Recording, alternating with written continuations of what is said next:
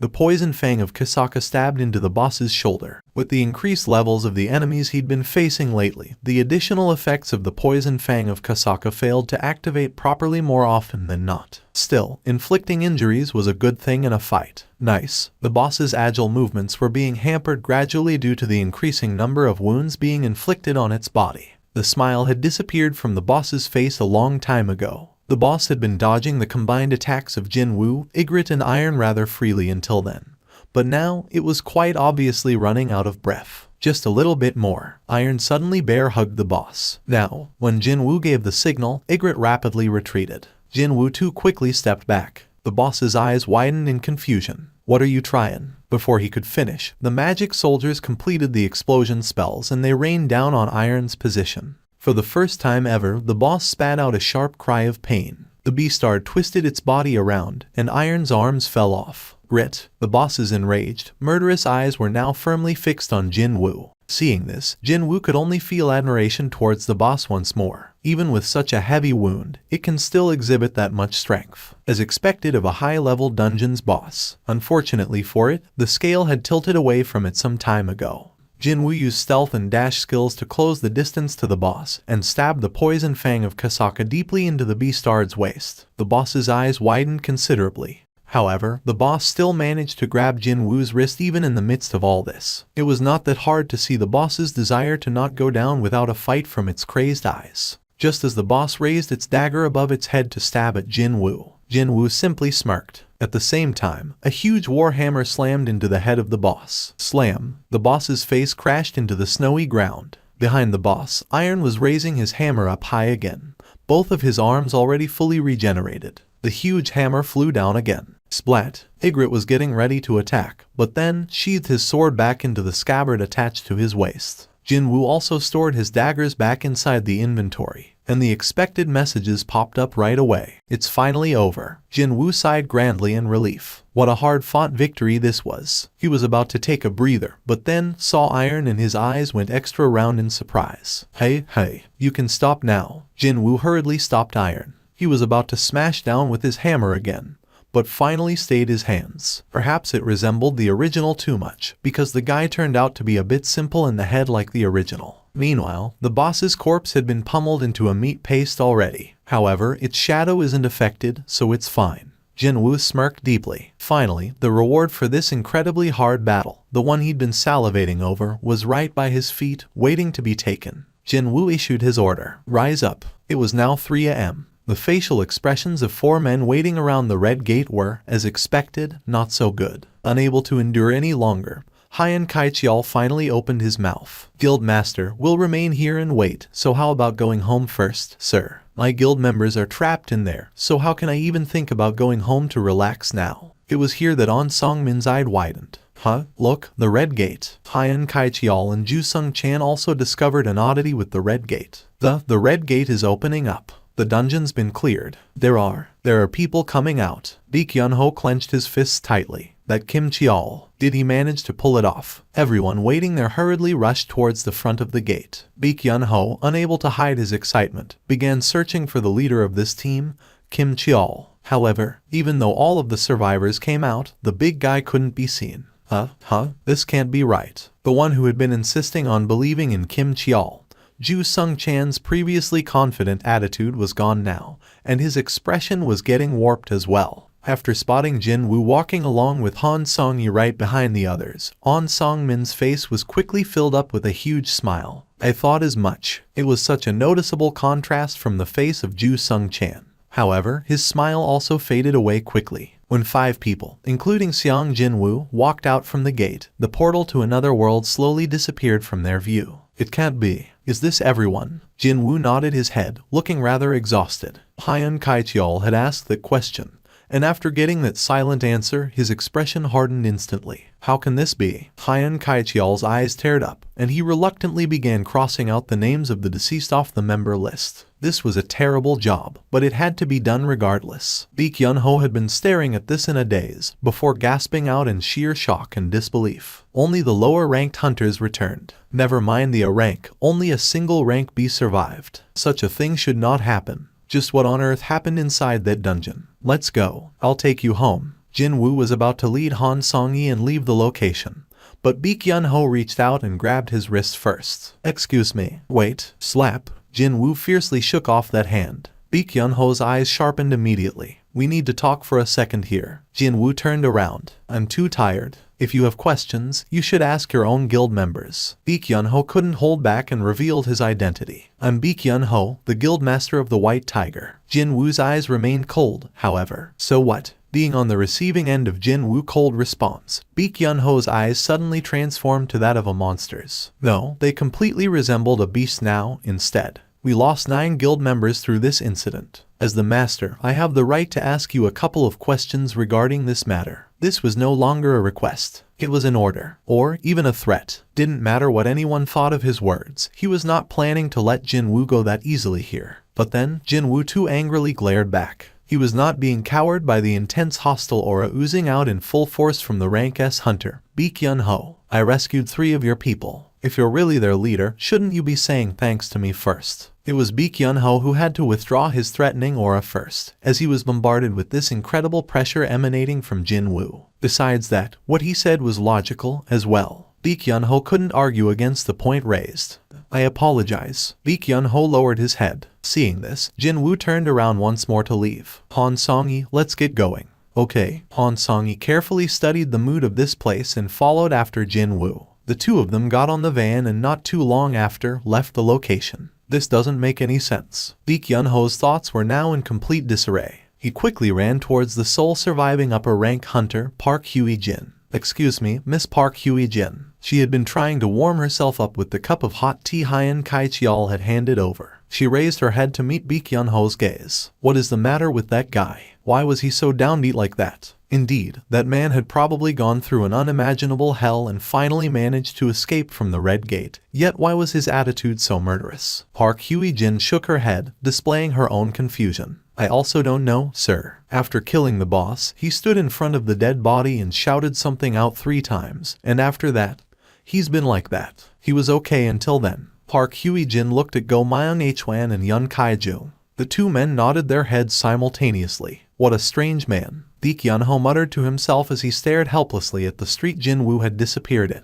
On Song-min saw the state his boss was in, and became incredibly nervous as if he had done something wrong instead. "My apologies, Guild Master. I'm sure he's like that because he's just exhausted. He's not a bad person, I assure you. At least, I believe he's not." "No, that's not the problem." "Pardon me." Baek Yun-ho turned around to stare squarely at On Song-min. "Why haven't you scouted that man already, eh?" On Song-min couldn't hide his fluster, but it wasn't strong enough to best the fluster Baek Yun-ho had felt just now. "Against me." Baek Yun-ho recalled Jin Wu's fierce glare and could only nervously swallow his dry saliva. Gulp. Abruptly, he thought that, were he to fight that man, he'd have to resolve himself to lose an arm or 2. Maybe even worse than that. Quickly figuring out what Baek Yun-ho meant, On Song-min hurriedly replied, "We're doing our very best, sir." "That is clearly not enough." Baek Yun-ho's eyes began to sparkle rather dangerously. Seong Jin Wu. Indeed, Chief On's discerning eyes were on the money again. "From today onwards, you'll receive all the resources you need.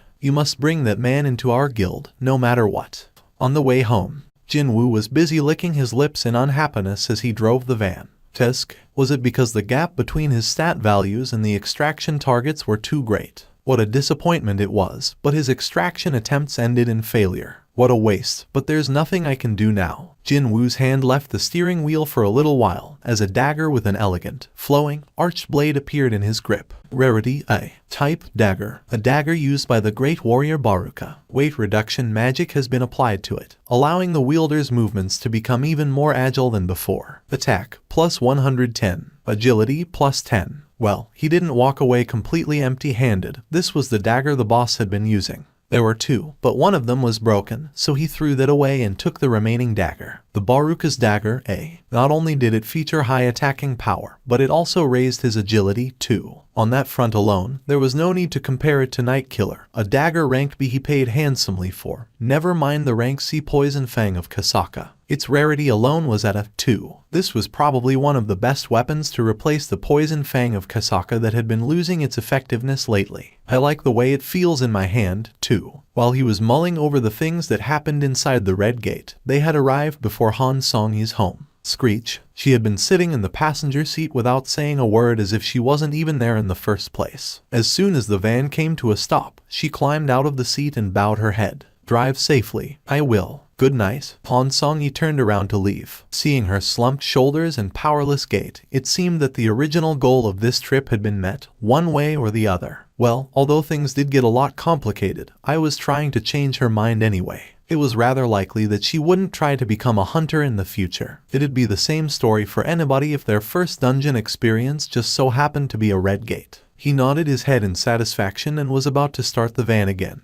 But then, the passenger side door was abruptly opened from the outside. Jin Wu shifted his gaze. Han Song-yi had returned to the van and was holding onto the door. What's the matter with her? His curiosity only lasted for a little while. Han Song-yi bowed her head deeply again, this time looking much calmer than before. Thank you for everything, Appa. He only now realized that, from some time ago, the honorific she used to address him changed from Ajasi to Appa. Sure thing. Don't mention it. Excuse me. Tomorrow. No, see you later. Later. Before he could ask her for clarification, Han Song-yi hurriedly ran away. After her back disappeared from his view did he realize what she was talking about. From today onwards, he'd be teaming up with Yu Jin-ho again to mop up the rest of the raids. Han Song-yi was a raid team member, so of course, they'd see each other again later on.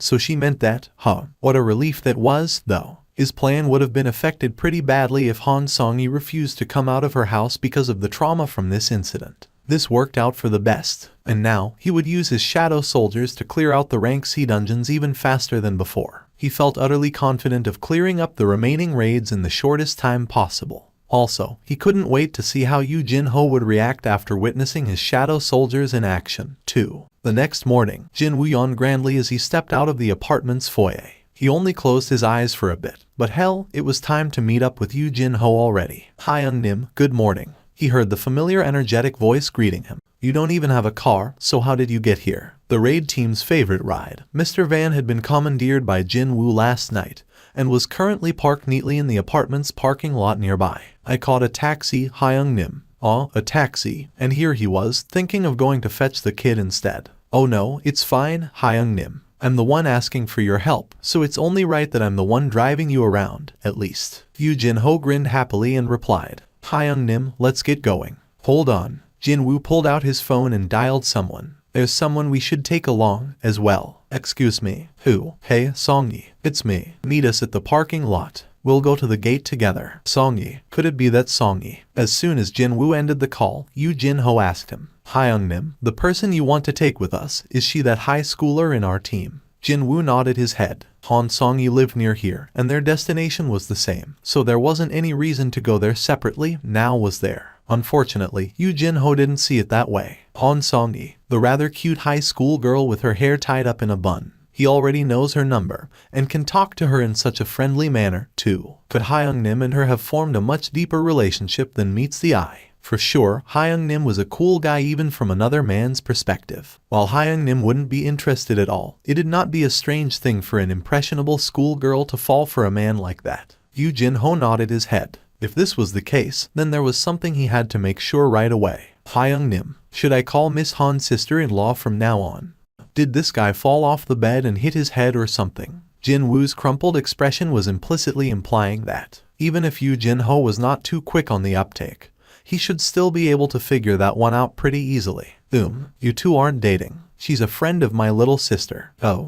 So that's what happened. Yu Jin-ho finally understood the situation. He didn't even know what was going on, yet he was thinking of calling that girl his sister-in-law. His face reddened up considerably. Soon enough, Han Song-yi came to the parking lot. Not only that, she was noticeably better dressed than how she was usually. Seeing this, Yu Jin-ho grinned slightly. Yep, she's definitely a teen girl, wanting to look nice in front of the brother of her friend and all. As the leader of the raid team, he was thinking of praising the fellow raid team member's choice of wardrobe.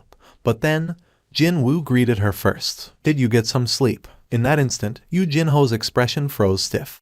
Han Song-yi smiled and shook her head. I couldn't catch a wink. I'm sure you're still exhausted, so get some rest in the van. Listening to the two young people's conversation, the thought process of Yu Jin-ho became more and more messed up. Han Song-yi asked Jin Wu this time. What about you, Appa? Did you get some sleep? Well, only for a little bit. It was already 4 a.m. by the time I got back home.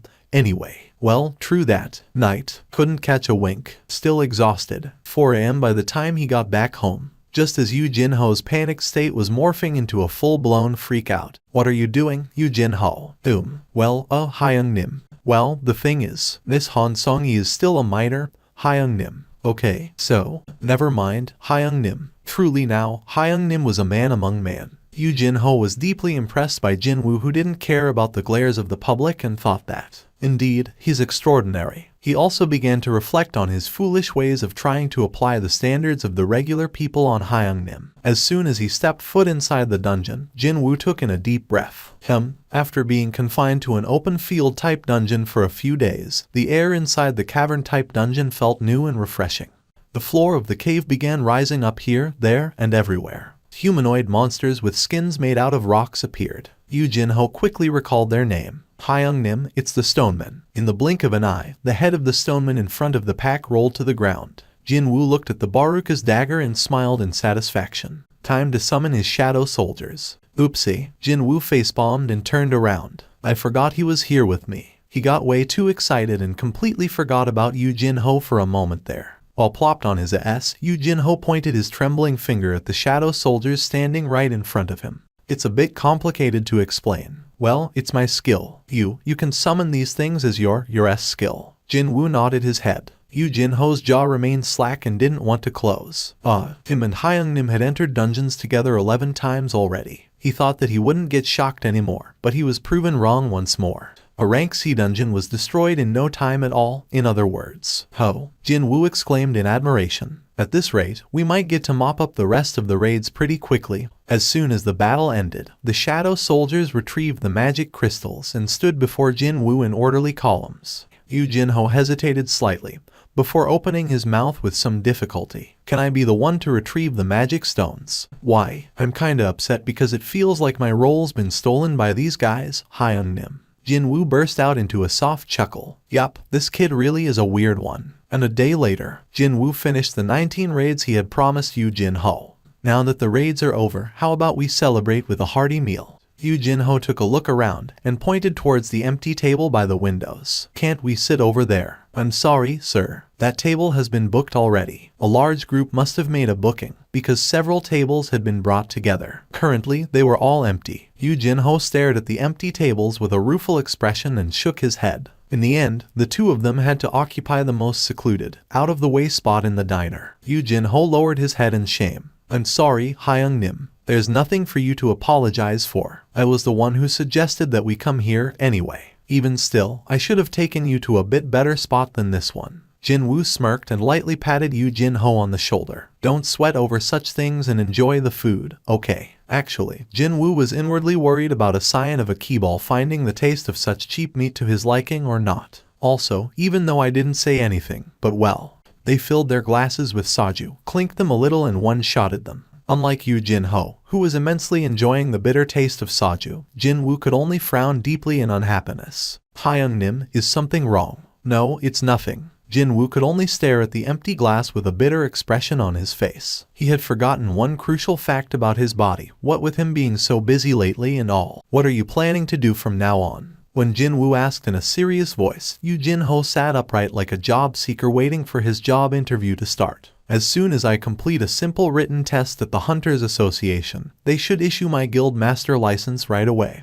Hyung Nim. I'm planning to negotiate with my father with that license in hand. Determination flooded in Yu Jinho's eyes. He had invested a lot of his own moolah for this purpose, and there was no room to retreat now. Besides, I also made a promise with Hyung Nim, too. The guild building he promised to Jin Wu. That part of the bargain could be upheld only after Yu Jinho successfully persuades his father, Yu Myung Hwan, to install him as the new guild master. On the other hand, Jin Wu was feeling rather liberated. Sure, it'd be nice to get my hands on that 30 billion won building. But well, that would only be an added bonus to him. His real purpose had always been leveling up. While entering all those rank C gates, he had reached a far higher level than he initially bargained for. In other words, he had achieved his goal. And the results of his frantic leveling up spree. One punch from him, and the rank a hunter with a guaranteed annual salary of billions of won, Kim Chial lost his consciousness. Just like that. At the bare minimum, I can make more money than that guy now. If one possessed excellent abilities, wealth was sure to follow. There was no need to feel nervous at all, and his relaxed mindset could clearly be seen on his demeanor. Jin Wu began reminiscing about the last few days and smiled to himself. It was at this moment that Yu Jinho asked him a question. What are your own plans now, Hyung Nim? Oh, me. Did I ask something that I shouldn't? Yu Jinho thought like this and flinched slightly, but he breathed a sigh of relief after spotting Jin Wu's relaxed expression.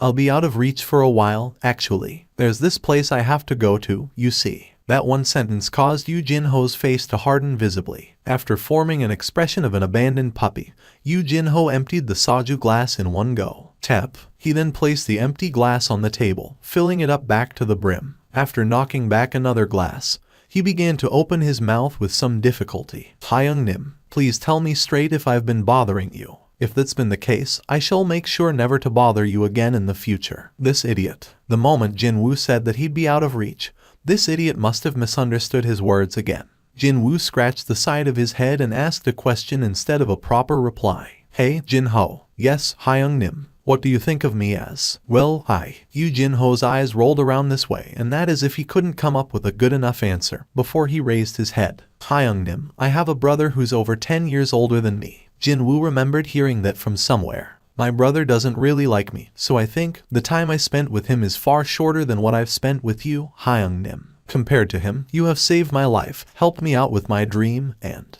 Yu Jinho stared straight at Jin Wu. To me, you're more like my real brother than him, Hyung Nim. He was still a bit scared of Jin Wu, though. Still, he'd never, ever forget these past few days following around Jin Wu for the rest of his life. Indeed, his respect was far greater than fear of Jin Wu at this point. If you see me as your brother, then... Jin Wu smiled deeply. I'll think of you as my younger brother as well. The tip of Yu Jinho's nose reddened and he began to get teary-eyed all of a sudden. If that was all, it'd have been fine. But then, he tried to get closer to Jin Wu out of nowhere. Hyung Nim, I want to give you a big hug. It's fine, right? Hey, you're drunk, dude. Stop it. No, that's not true. Hyung Nim, I've never been this clear-minded in my life before. Hyung Nim, say that with your eyes open, will ya? Soon enough, Yu Jinho fell asleep and the table had quietened down now. What a helpless kid. Jin Wu leaned back on his seat and lightly clicked his tongue. A TV mounted on the wall of the diner was showing a news bulletin. Is it 9 in the evening already? He thought like that and stared the screen, only to spot someone rather familiar appearing there. Is it true that there was a huge incident during the training of your new recruits? Is it also true that only the lower-ranked hunters returned alive while all the higher-ranked ones had perished? What do you think about the rumor of a mystery person allegedly aiding the survivors during this incident? Lee Kyun-ho was doing his best to ignore the reporters, but in the end, he had no choice but to respond. This incident has been investigated by the association already. It was true that there was an incident, but there was no mystery helper at the scene. No, the White Tiger Guild's proud hunters combined their powers and managed to clear the upper rank dungeon. And many hunters lost their lives or got injured during the process. That is all. Another reporter quickly fired in a follow-up question. If that's the case, why are you forbidding us from interviewing the survivors? Those folks managed to avoid death's doorstep by a hair's breadth. So, why do you wish to speak to those people regarding this deeply traumatic event? That's as far as I'm prepared to answer you people. Lee Kyun-ho made a quick getaway from there after climbing into a car. Jin Wu's eyes remained wide open. A little while ago, somewhere in the eastern United States of America, a shrill scream exploded out inside a certain dungeon. A hunter named James plopped down on his butt. His legs had lost all strength and he could only crawl on the floor to run away. But when he realized that he only managed to corner himself against a wall, despair quickly dyed his expression. Oh, dear God. The rank for this dungeon was estimated to be A, and in order to clear this gate, suitable hunters were recruited to form a raid team. However, every single one of them was annihilated. Technically speaking, they weren't dead, but unconscious on the floor, though. I can't believe this. When the raid team entered the dungeon, they could not find a single monster, because there was seemingly no monster inside. A dungeon without monsters. Can such a thing even exist? If that was the case, where did the magic power emission that the measuring equipment had picked up outside the gate come from? The hunters came up with all sorts of theories by themselves. This was already a hard-to-believe phenomenon, yet something even more shocking was waiting for them by the boss room. When they entered it, they did find a single monster, and it looked exactly like a human being. Indeed, there was only one, but from that monster's single attack, every raid team member lost their consciousness. This creature proved to be far, far too powerful for them. Only James had somehow escaped from the boss room. Wait, could it be that all the magic energy emission detected on the outside of the dungeon is coming from that thing alone? The measurement took place far away, from outside the gate itself, yet its magic power was already exceeding the level of a rank A. James shook his head again. That's just F-seeking impossible. But then, this, really now? That lone monster walked out from the darkness and stepped into the light. James began screaming once more after he saw the approaching creature. That hurts my ears, you know. The monster, no, an oriental man with long, unkempt hair and a bushy beard roughly scratched the top of his head. James no longer screamed but began leaking out scared gasps instead. The mystery oriental man stood before James and placed his hands on his waist. What the hell? So, who told you to attack first without warning? I told you that I'm not a monster, but a human being. I'm a human. Unfortunately, James could not understand a single word of this strange language. Naturally, his complexion progressively worsened. The Oriental man stared at the terrified American hunter with a troubled expression on his face. Eventually, he spat out a long, long sigh.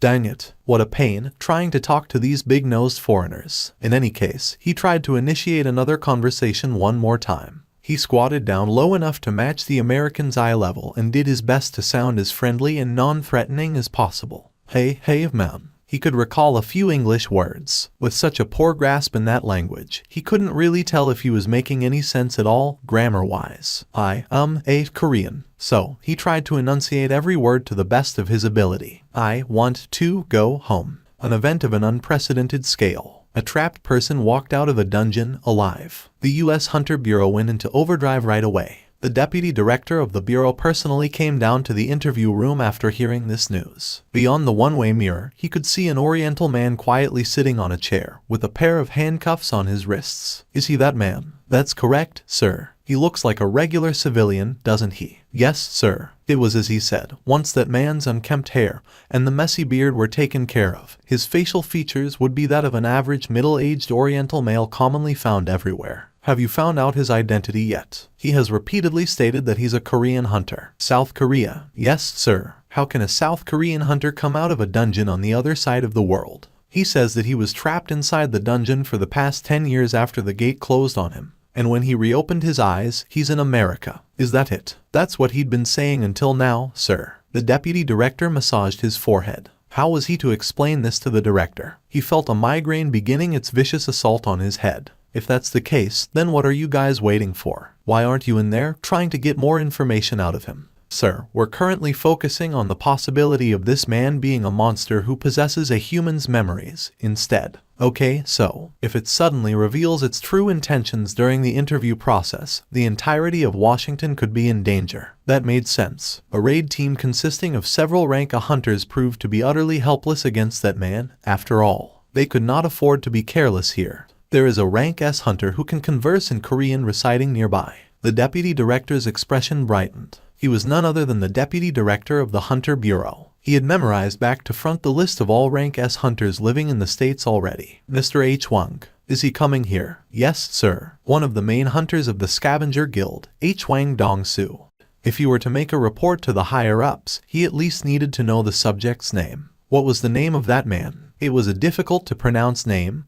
That's for sure. The section chief confirmed it on the report submitted to him by one of his underlings and spoke up. His name is Seong-il H1, a hunter from South Korea. H. Wang Dong-Su had no time for such things as mercy, especially if it was against monsters. He lost his parents to a dungeon break many years ago and grew up with only his older brother as the sole surviving family member. That was why when he awakened as a rank S, he knew this was his heaven-sent opportunity. The opportunity to rip apart and kill as many monsters as I can. Perhaps that was the reason why the glare of H. Wang Dong-Su as he entered the interview room was icier than usual. A man who came out from a dungeon. Even the magic energy wavelength this man emitted apparently had a similar pattern to that of a monster. If a monster is pretending to be a human, then he'd kill this abominable creature right here, right now. His glare met the man's gaze. They silently exchanged their gazes. H. Wang Dong-Su put the file with this man's information down on the table. It'll be better for you to cooperate with me. One word from me will determine how others will see you, a human or a monster. Got that? Understood.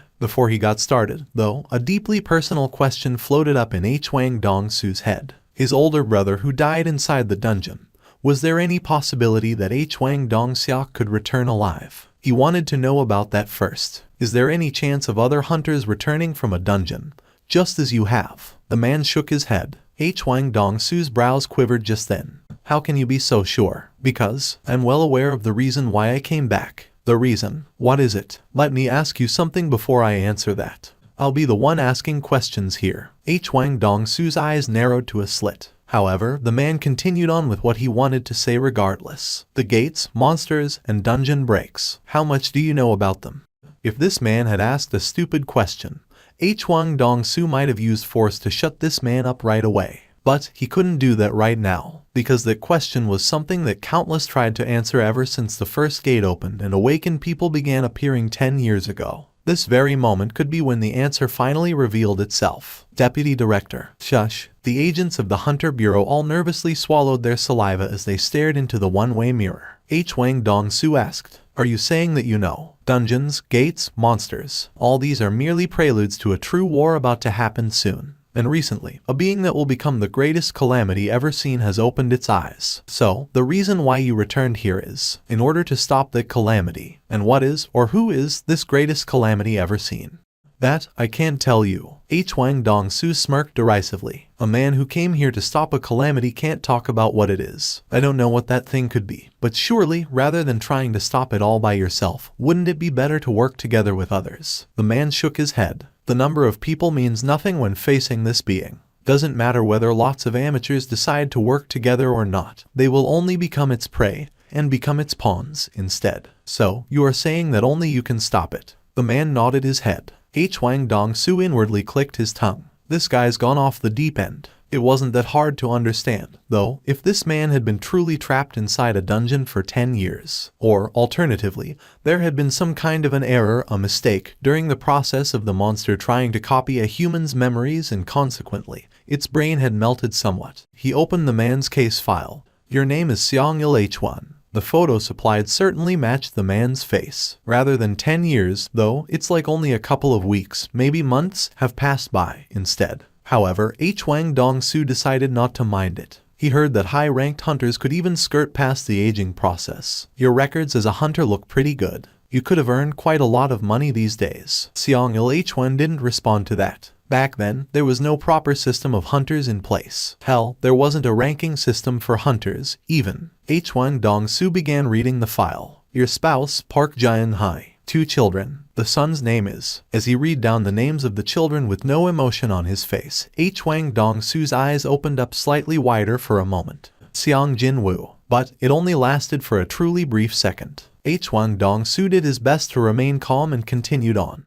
Jin Wu. And the name of your daughter is Jin Ah. Okay, next. It happened, then. Wait. Before Hwang Dong-su could flip to the next page, Seong-il Hwan stopped him. Hwang Dong-su raised his head, and he found Seong-il Hwan's glare had become as cold as his own. Why did you emit a murderous intent when mentioning the name of my son?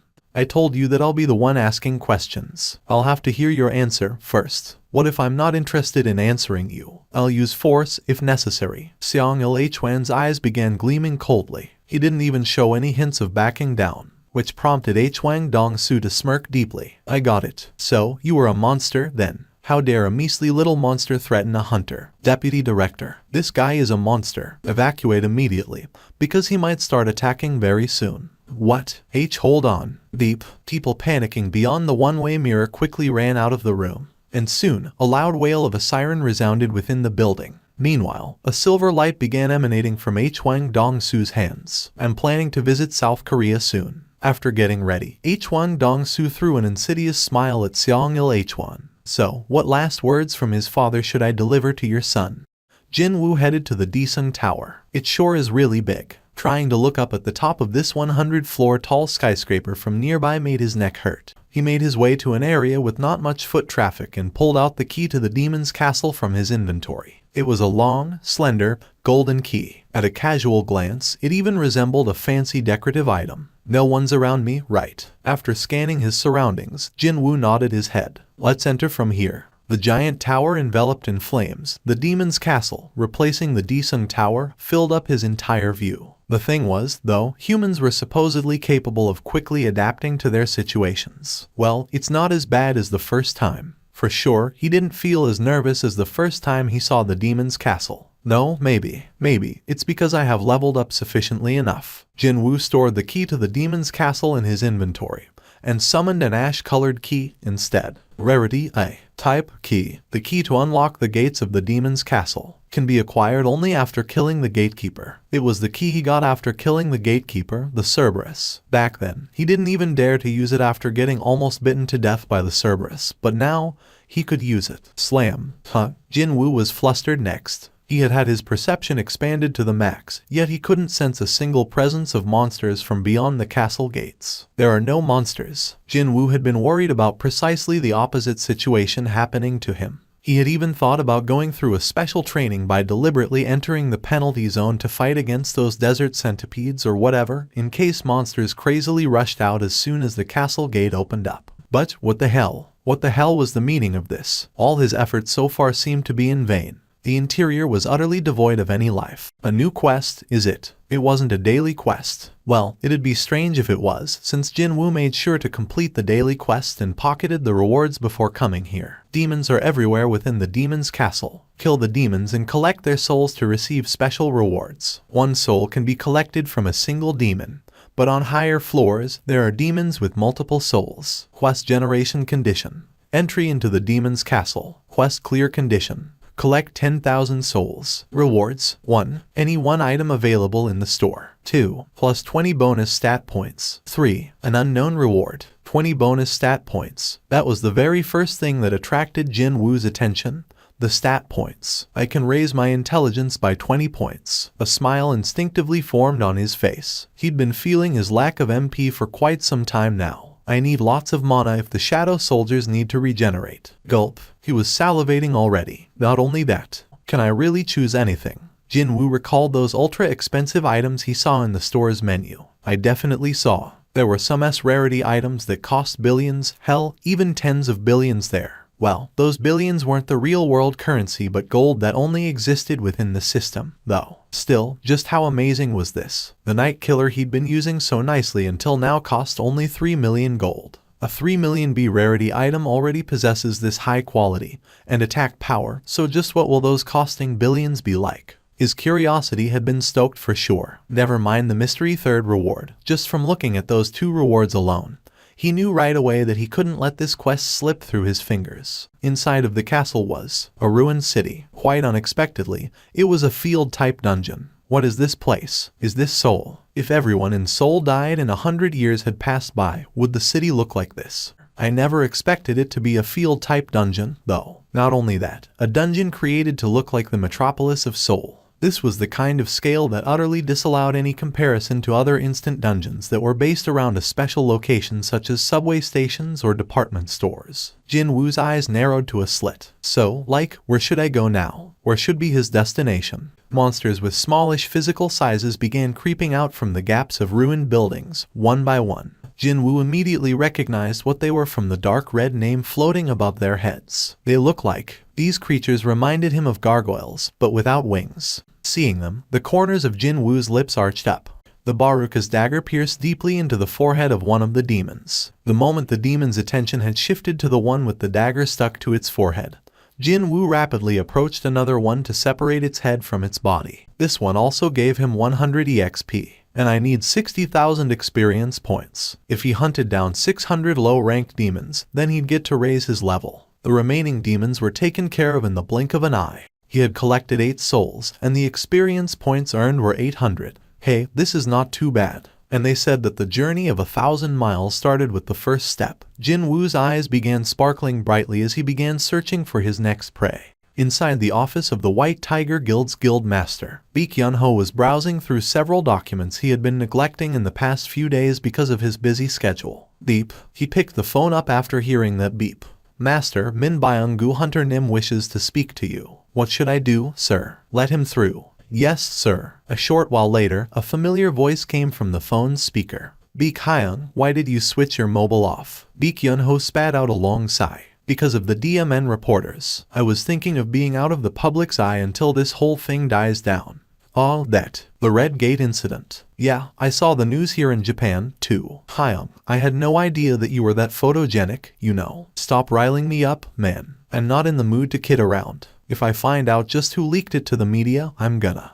Hyung, don't sweat over it too much. The whole thing's gonna get buried soon. Anyway, you see, there is going to be bigger news soon. Big news, is it? From Japan. Yes, this is going to be a bigger issue than you can imagine. You'll most likely hear about it soon in Korea, too. What happened? About a week ago, the Japanese Hunters Association secretly contacted several of Korea's large guilds. They said that they needed advice from the Korean hunters. And so, 2 days after that, a few of Korea's elite hunters traveled to Japan. The hunter Min Byung-gu was one of them. Baek Yun-ho had been curious about that matter for a while now. Stop building up the suspense and tell me what happened already. This was the first time the Japs have asked for advice from us. What made them do that? What did those prideful beastards want? Baek Hyung, I'm sure you still remember the ants of Jeju Island. Yes, 4 years ago, a rank S gate opened up on the island of Jeju. Ants came out of there. There had been 3 separate subjugation operations since then, and all of them ended in failure. In the end, the Korean government gave up on the island, and it was now a barren land ruled by monsters. How could I forget? I nearly died back then. Well, looks like there's been some kind of a mutation. A mutation, is it? But what does it matter to us? Aren't they just going to fight among themselves while being confined to that island? Well, the thing is, the voice coming from the phone sounded rather troubled.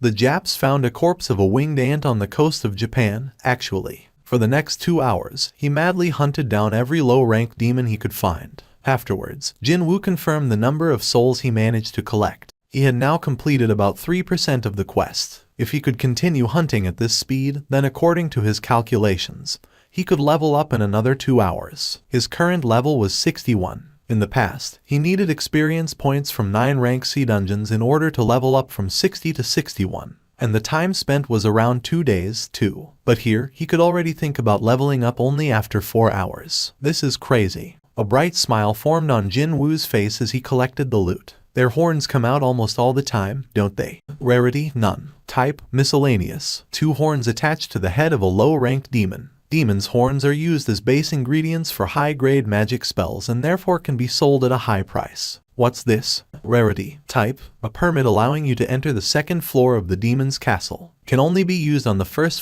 floor transfer magic circle.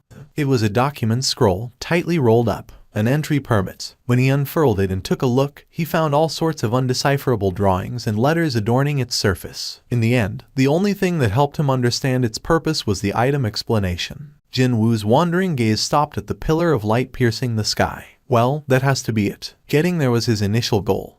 But his attention got robbed by the hunting of the low-ranked demons, and before he knew it, he had moved further away from his destination than before. Should I head there now? He thought that this might be a good time to think about heading there. Also, he had hunted down all of the low-ranked demons nearby, too. Jin Wu grinned brightly. Summon. The shadow soldiers stored inside his shadows via the shadow storage skill didn't require any chanting or whatever to summon them, unlike when he was trying to extract shadows. In front of Jin Wu, the giant beast soldier extracted from the leader of the ice bear pack appeared silently. Growl, and it was a giant monster-ish bear standing on its hind legs. It was as large as a house, but to Jin Wu, it was not much different from a mild-mannered lovable puppy. Get down. Growl. When the shadow beast soldier laid down on the ground, Jin Wu lightly jumped on top of its back. Giddy up. As soon as Jin Wu lightly tapped the side of the beast with his leg, the shadow creature rushed towards the pillar of light with a frightening turn of speed. Thud, thud, thud, thud. The massive creature also possessed incredible agility as well, and before long, the distance between him and the destination rapidly closed up. Of course, they still encountered obstructions every now and then. Roar. One thunderous swipe from the beast soldier, and the situation normalized right away. Ho-oh. Jin Wu formed a deeply impressed expression. I only decided to ride it for fun, but isn't this actually pretty cool? Thinking that he should utilize this means of transportation often from now on, he even named his new ride right there, and then, from now on, your name shall be Tank. How many floors are there? Of course, there was no reply. Fine, let's go up, then. Jin Wu spoke up. 2nd floor. Jin Wu summoned the scroll as per the instruction. As soon as it appeared, it dissolved into the light.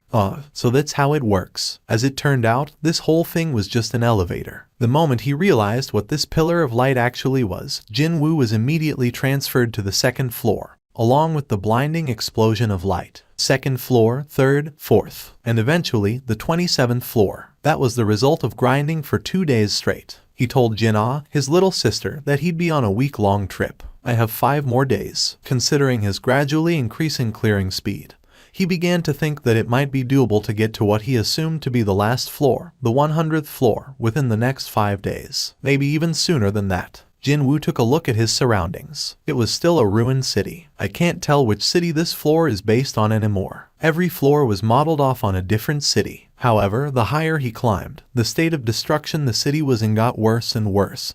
And on this 27th floor, he found it hard to tell whether this place used to be a city or not. Over 2,100, is it? Meaning, he had hunted down over 1,000 demons in a day. He had killed quite a lot during the last 2 days, that's for sure. It was still a long way off from the goal of 10,000 souls, but he was betting on the demons of the upper floors that allegedly possessed multiple souls. Right, getting to higher floors should remain as my priority. Yu Jin-ho entered a luxurious traditional Korean restaurant with a determined face. He chose this place after taking into account his father's taste. Has the chairman arrived yet? Yes, he's waiting for you. He was guided to the private room where his father, Yu Myung-han, was waiting for him. The traditional sliding paper door was opened and immediately, Yu Jin-ho's nervousness increased by several folds after seeing his father's face. You wish to run the Yujin Guild, is that right? That's correct. It was at this point that a hint of a dilemma, alongside the emotion of shock, appeared on Yu Myung-han's face. To think that father is pondering between me and my older brother. Yu Jin-ho was genuinely moved inside.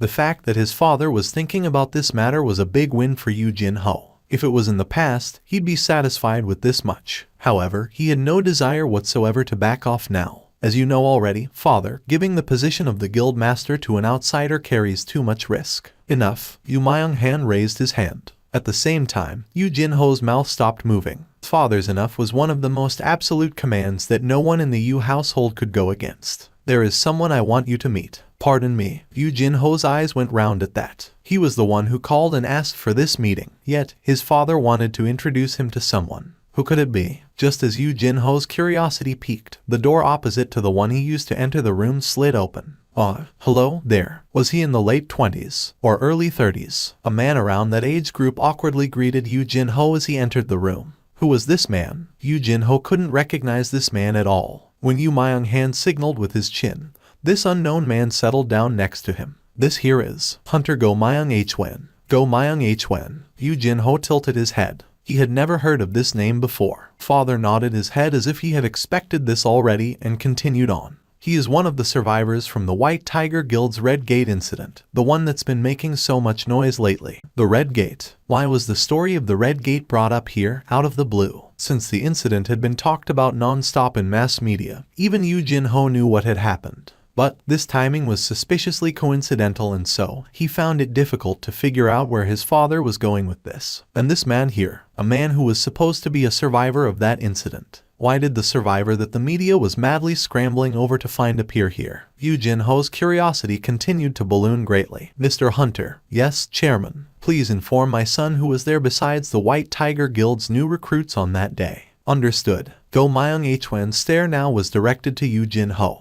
There was a young female hunter who looked to be a high schooler, and a young female hunter. Even then, Yu Jin-ho couldn't imagine just whose name would pop out from Go Myung-hwen's lips. And Mr. Seong Jin Wu. Yu Jin-ho thought that he could hear his own heart fall to the pit of his stomach. Hyung-nim was there at the Red Gate incident. What was going on here? He was already feeling quite confused, but now, his thought process devolved into an even more complicated mess. In the middle of his confusion, he suddenly remembered something. Wait, now that I think about it, a few days ago, Hyung-nim was conversing with such familiarity with Han Song-yi, someone whom he didn't even share a casual greeting before that day. Do you still remember the name of that female hunter, by any chance? It was Miss Han Song-yi. How can this be? Yu Jin-ho's jaw dropped to the floor. To think there was such a secret to the mysterious relationship between those two people. Wait, if that's the case, then Then, the identity of the potential helper the news outlets were talking about was. As if he knew what Yu Jin-ho was about to ask, Go Myung-hwan quickly confirmed the truth. We, the members of the White Tiger Guild and Miss Han Song-yi, could escape from the Red Gate all safe and sound thanks to Mr. Seong Jin Wu. Hyung-nim, just what did you do in there? Yu Jin-ho formed an expression comprised of half surprise and half joy. Yu Jin-ho's eyes twinkled as he listened. At first, everyone was taken back somewhat, after learning that a pair of Ranky hunters were coming to observe the new recruit training process. But then, Go Myung-hwan began describing what happened that day with a hyped-up voice reminiscent of a little kid proudly showing off to a friend the brand new toy he got as a gift. However, he did what to a Ranka hunter. Go Myung-hwan wasn't the only overexcited person in the room. Exactly. With his palm, he went like, paw. He smacked the back of Kim Cheol's head and... As he listened to the exploits of Hyung-nim, Yu Jin-ho's heart beat faster as if he was there, experiencing everything personally. I really thought that we'd die for sure when dozens of ice elves showed up. But then again, was he paying too close an attention to the story? Time flew by really quickly. The definitely not short story of that day's events was finally coming to its end. The excited Go Myung-hwan's voice became louder. So, what I'm saying is, this whole thing is just too unfair. Mr. Seong Jin Woo saved our essays back there. He's my life's savior. But then, I'm not supposed to reveal the existence of Mr. Seong Jin Woo. I find it difficult to accept the decision of the White Tiger Guild. However, Chairman Yu has given me a call out of the blue, and so, here I am. It was at this point that Yu Myung-han stopped Go Myung-hwan in a dignified manner. Go Myung-hwan embarrassedly lowered his head. Yu Myung-han's stare then shifted over to his son, Yu Jin-ho. In the process of investigating more about Hunter Seong Jin Woo, a name that I never expected to hear popped up. At the ends of Yu Myung-han's pointing finger, his index finger pointed to a piece of paper with Yu Jin-ho's name written on it. And it was none other than the raid records Yu Jin-ho handed over to his father. I'm busted. The truth about Hyung-nim helping him out during the process of acquiring his guild master license was now out in the open. Yu Jin-ho's expression hardened. Hunter Seong Jin Woo aided you greatly during your attempt to earn the guild master license. Do you acknowledge this fact? Yes, father. In the past, being subjected to that withering glare, Yu Jin-ho would lose all strength in his legs. However, he couldn't give up like this. For the first time ever, Yu Jin-ho summoned his courage in front of his father. He lowered his head and raised his voice. Can you entrust the Yujin Guild to me, father? I will. At that refreshingly simple answer, Yu Jin-ho hurriedly raised his head. I shall entrust the Yujin Guild to you. But why? Didn't you say it yourself? It is too risky to entrust the guild to an outsider. With you here, is there a reason to take on that risk now? But I tried to deceive you, father. You thought I'd scold you and kick you out because of that. What was going on here? Yu Jin-ho thought that his father was smiling, for some reason. But Yu Myung-han's lips would always remain in a straight line, no matter what the occasion was. So, how come? However, I have a condition. Yes, father, this Hunter Seong Jin Woo. Can you bring him over to Yujin? Yu Jin-ho's eyes opened wider. The light within Yu Myung-han's eyes flickered a little just then. But that didn't last for long. That's correct. Yu Jin-ho became speechless then. Grown. Even a snot-nosed brat would know that now was the right time to confidently say something in order to leave behind a positive impression. However, the one they were talking about was none other than Hyung-nim. Yu Jin-ho could ask, sure, but he wasn't confident of anything else besides. So, he replied honestly, I can't be certain. Very good. There is no meaning if the challenge is too easy for you. The chairman Yu Myung-han took a sip of water and lightly wiped the corners of his lips with a handkerchief. If you fail, I shall hand over the guild to your brother. So, how about it? Will you accept? This boy wanted Yujin Guild. He suspected something was up when they agreed to meet today, but he didn't expect his son to be this daring. Indeed, a tiger's cub is still a tiger at the end of the day. The smile finally began to spread on Yu Myung-han's lips. 48, 49, 50. With a frightening clearing speed, Jin Woo climbed up the floors. He didn't feel tired at all when looking at the total experience points and the accumulated number of souls climbing up higher every time he hunted a monster down. He had procured the important entry permit for the 51st floor a long time ago. So, the only thing remaining was to get to the floor transfer magic circle and go upstairs. But Jin Woo's sight shifted towards the pillar of light. More specifically, a short distance in front of that pillar. And a massive demon, plus scores of high-ranked demons, were standing there, waiting. Jin Woo raised his sight up higher, and he could see the giant demon's name floating in the air in a deep crimson hue. That thing consisted of a huge mess of fatty flesh that must have weighed dozens of tons. No, maybe even several hundred instead. And then, the massive club this thing was holding in hand looked rather horrifying as well. However, a smile was etched on Jin Wu's face. So, that's the mid-boss of this place, huh? He held only the nicest memories of the bosses found inside the instant dungeons. They all gave him plenty of experience points as well as wonderful items, compared to the boss-level monsters found in regular dungeons that required lots of hard work to kill but little reward to show for it. These boss monsters of instant dungeons were more like boxes of gifts, all nicely wrapped up. So, then, what items would that guy cough up? Gulp. Jin Wu smiled brightly and began drooling. Shadow soldiers were summoned behind Jin Wu. Not just the regular foot soldiers, but also the magic soldiers, the beast soldiers, as well as the two knights, too. And in front of them stood Jin Wu. The two knights strode forward and stood on either side of him. Jin Wu took a glance at Ygritte to his right, and Iron to his left, and a grin formed on his lips. Feels so reassuring. Even though this was his own skill, the fact that he had comrades watching his back helped greatly to calm his mind. However, still, it's a bit too much to go with a frontal assault, isn't it? The whole thing looked kinda dangerous. And that was all thanks to that wooden-looking club held tight in Vulcan's grip. It's just unbelievable that a tree that big actually existed, right? He guessed from the size of Vulcan and the wooden club that one swing from the demon would be enough to wipe away his entire platoon. Jin Wu ordered his magic soldiers to initiate the assault first. Use the ranged attacks to summon Vulcan's lackeys over here first, and I'll fight that big guy lumbering along at the rear. It was a simple enough plan to carry out. Now, when Jin Wu gave his signal, flames flew out from the hands of the magic soldiers. The flames exploded near the subordinates of Vulcan, signaling the beginning of the operation. The warning beeps resounded out in his head at a frightening pace, and at the same time, Vulcan and its lackeys all turned their heads towards Jin Wu and his army. Alright, he succeeded in drawing their attention. In order to hit Vulcan coming up from the lackey's rear without getting discovered, Jin Wu activated stealth and hid himself. Everything seemed to be unfolding according to plan. That's what he thought, but then, thud, thud, thud, thud, thud, thud. Vulcan broke his expectation and bolted forward like a streak of lightning. What the hell? What is up with that movement? It's like I'm looking at video footage sped up several times. Quite literally, in the blink of an eye, Vulcan had ran past its lackeys and arrived before the shadow soldiers. Oh crap. Jin Wu's eyes widened considerably. This demon with a huge, mountain-sized body mass managed to exceed his imaginations. Vulcan lifted the club up high. Just before the club pointing to the sky fell down on the defenseless magic soldiers, Iron jumped out of nowhere and raised his black shield. Whoosh. The attack was defended against somehow, but both arms of Iron were shattered into pieces. The sturdiest, toughest among the shadow soldiers couldn't withstand a single attack and was rendered unable to fight any further. Scatter. The shattered pieces of Iron's arms fell to the ground and scattered away, perhaps finding its previous attack not to its liking.